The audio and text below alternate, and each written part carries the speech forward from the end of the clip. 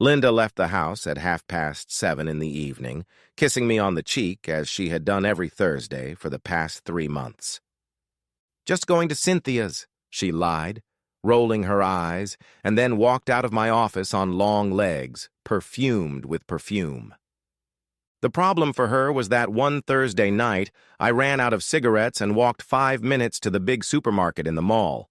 I grabbed a latte, a recent discovery of mine. I was a hardened black coffee drinker until I succumbed to the temptation of a latte, and was about to leave the mall when I saw Cynthia at the register. At first I was sure I was mistaken, but when I got closer to make sure, I realized I wasn't wrong. It was Cynthia. It made me wonder where Linda was. If she wasn't with Cynthia, then where the hell was she? Something held me back, kept me from approaching Cynthia, and I realized later that I knew even then, early on, and despite the shock, that Cynthia would know she was an alibi for Linda and would warn my wife if I challenged her at the mall. I walked out of that place wobbly, my head was spinning, and a horrible, greasy sludge of suspicion lingered in my gut. Questions swirled around in my head like a sushi train with the same old fishy smell over and over again. Chief among them, where did Linda go on Thursdays, and what did she do? I guessed. Of course I guessed. It took Linda at least an hour to get ready for a Thursday night meeting, and I was too naive, innocent, and gullible as a donkey to wonder why she would go to all that trouble, dressing up and putting on makeup just to sit in a pub with a friend. The answer was bloody obvious. She had another boyfriend to marry. What other explanation could there be? Looking back, I wish I'd followed her a couple of weeks later. There are some things that can turn a man's stomach so caustic and bitter that they can so twist his character and turn him into someone he isn't. But I watched her and saw it all. And I guess I felt better for knowing it. But it took me a while to come to my senses. "I'll see you later," Linda whispered in my ear, leaning over me and reading the text on the computer screen. "Wow," she sighed. "Sounds like you have a nasty temper." Without looking at her, I replied, "Yeah, although he's actually a nice guy, but apparently his wife is sleeping with another man. He's very angry, and I'm just expressing his feelings. He feels like taking them both by the asses, stuffing them in the trunk of his car and putting them through a landfill crusher." "A little extreme," Linda replied, putting her hand on my shoulder as I sat back in my chair and gazed into the words of my latest novel. "But I suppose it makes for an interesting character in the book." She sighed and stood up, leaning over my shoulder to read my work. "Okay, I better get going." I turned around in time to catch a glimpse of her whoop. "Cynthia's having man trouble," Linda lied right to my face. She walked away, twirling around in a canary-yellow dress that flattered her light tan and blonde hair. I stood on the second floor of the house and stared out the large window while Linda fiddled around, lowering the top of her little Peugeot convertible, putting her huge sunglasses on her face, checking her makeup for the third time in the rearview mirror before finally driving away. The night I first followed her, a week after seeing Cynthia with her alibi at the mall, I drove out of the house in seconds and got into an old Volkswagen Golf. I kept the car because I'm a sentimental fool and couldn't part with it. I'd had that car since before my first book came out. It was my talisman, my good luck charm. It was also where I wooed my wife and won her over. I recalled with nostalgia picnics on the marshes and 100 other adventures in this car, some of them quite raunchy. Risky sex in public places turned Linda on. One summer, we had spent most of our sex outdoors, and the car was somewhere in the background. Following at an inconspicuous distance, I stalked the silver Peugeot for about 20 minutes, until eventually Linda turned off the main road onto Highway B, which skirts the periphery of Gatwick Airport.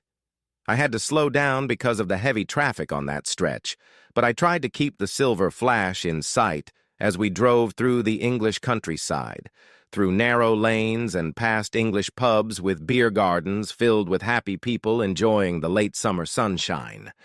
I swore when I realized I had lost sight of Linda's car.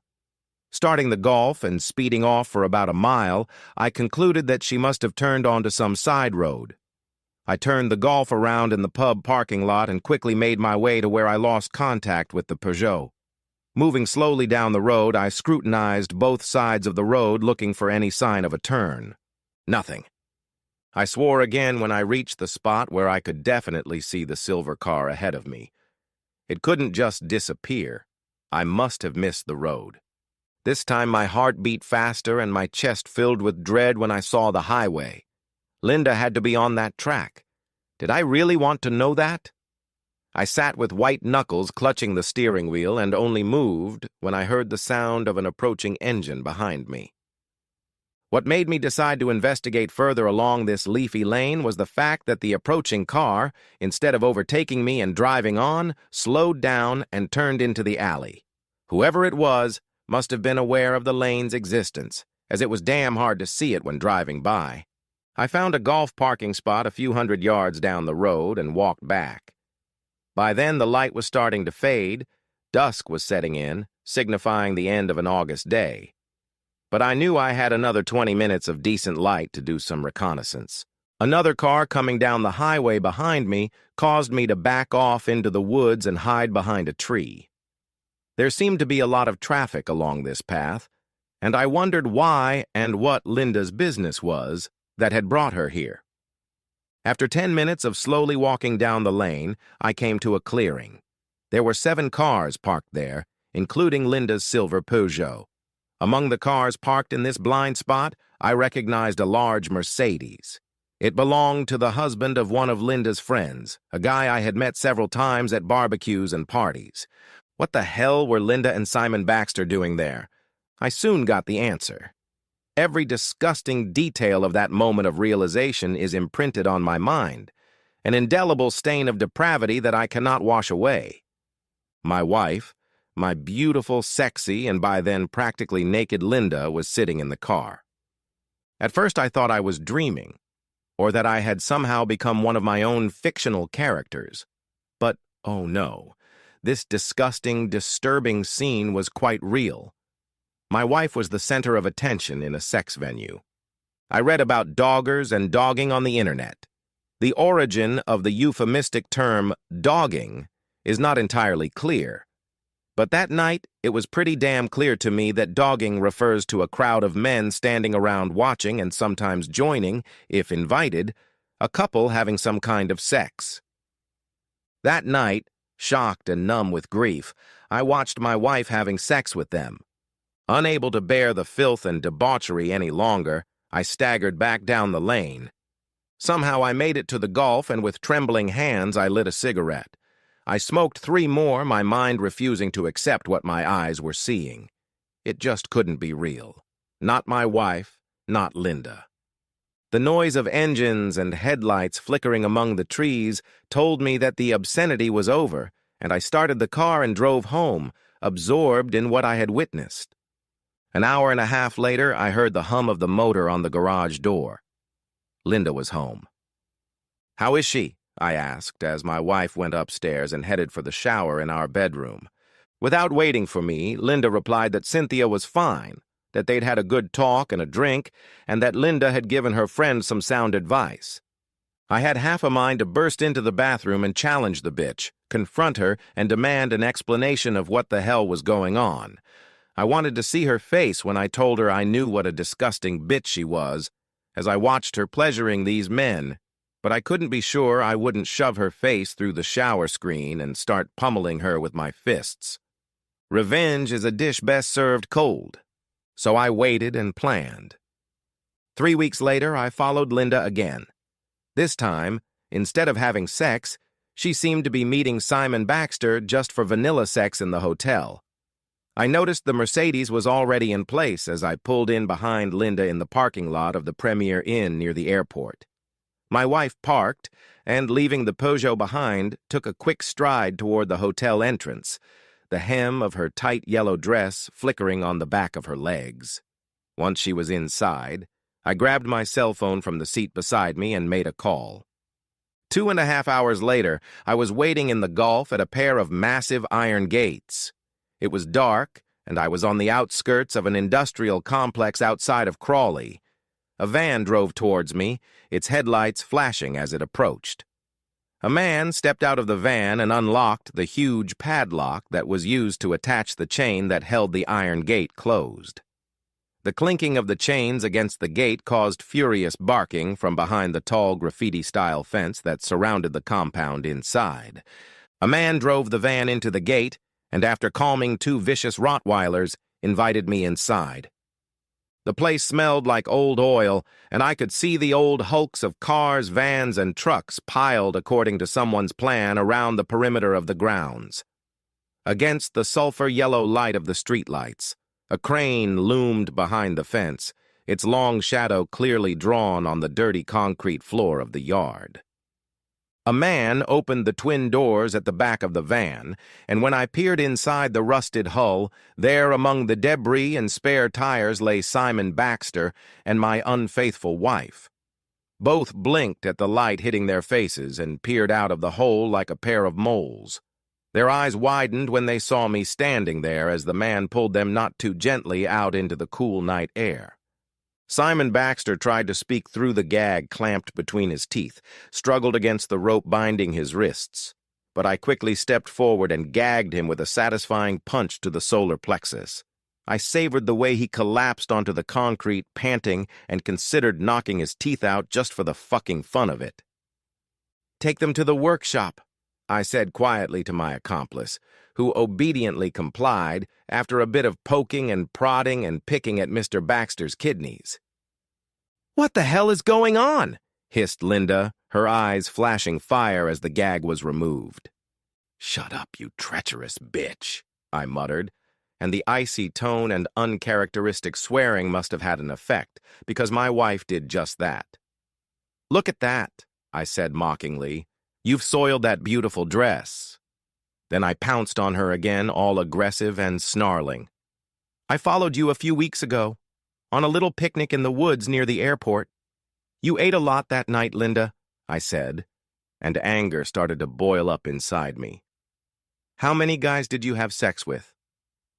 I moved closer to where she was sitting in the old wooden chair and leaned over so that my face was right in her face. "I saw you sleeping with him." Simon Baxter grunted through his gag as I hit him over the head. My voice was low and dangerous, and I knew I was scaring the shit out of this bitch, which was exactly what I wanted. "Please," she began. "He seduced me. I got carried away by it. That's all it was. It didn't mean anything. It was just a turn-on. Simon suggested it, and it sounded dirty and fun." Ignoring her, I continued my little speech. I wanted her to know. I wanted them both to know what they had done. "You slept with two of them that I saw, Linda, and neither of them had a condom. How do you think I feel about that, huh? You can let some random asshole do it, and then you come home. You come home to our fucking house, Linda, the one we shared together. You come home to me, and then you tell me some bullshit about your friend Cynthia." Linda shrieked and gasped, looking at me with resentment and disbelief in her eyes after I slapped her face. "No," Linda moaned as I raised my hand again. "It's over, Linda," I sighed, my legs and arms shaking and my chest heaving with tension and emotion. "Yes," my wife whispered. "Okay, I won't see him again. I promise. Just untie me and we can go home and talk about all this. We could leave, go away together somewhere nice, talk and make things right." She looked at Simon Baxter, whose eyes were like lamps. "He won't say anything about you kidnapping us, will he, Simon?" The bastard made some sound through his gag, shaking his head and looking at her pleadingly. "Are you sure you won't tell anyone, Simon?" I asked, slapping him lightly on the temple. "After all, if I let you go, you'll be inclined to run to the Rogers, won't you? Are you sure you won't sick the police on me?" Turning my attention back to my feckless spouse, I stared at Linda like she was crazy. "You're kidding, right? You think I'm going to take you on some fucking vacation so we can talk about this?" "Sure." I slammed my palm on my forehead, feigning forgetfulness. "Sure, we can go on a little trip, just the two of us. We can drink and talk and have sex, eh, Linda?" I leaned low toward her again, and she flinched. But the thing is, I wouldn't be able to leave you alone for a minute without wondering if you were sleeping with the pool cleaner or the waiters or the damn bartender. Is that what you want to do, Linda? Talk about what a dirty, unfaithful cunt you are? I heard the scraping of heavy boots on the floor behind me, and giving vent to my anger, returned to the ground. Turning around, I saw the driver of the van looking at me, folding his tattooed arms across his chest. "Should I take the golf?" he asked. Sighing, feeling nauseous and in awe of what Linda had done and what was ahead of me, I nodded. "Yeah, go get him." "What's going on?" asked Linda, her voice shaking. "I met this guy when I was doing research for a book about outlaw bikers. Do you remember this character, Linda?" My wife nodded with eyes full of fear. "So, this guy is the model for the guy in the book. When I discovered that you and that cunt—" I punched Simon Baxter on the nose and saw blood rush out of him as his head jerked back sharply. "When I saw what you were doing behind my back in the woods like a couple of perverted elves, I contacted him again and asked him if he wanted to make some money." The Golf pulled into the parking lot and the man got out of the car. He walked to the back of the car and opened the door of the hatchback. "What are you going to do?" asked Linda as the man walked back into the workshop. "I'm not going to do anything, Linda dear," I nodded to my accomplice. "But my biker friend of mine will. He'll take a good use of you first while Baxter watches." I shrugged.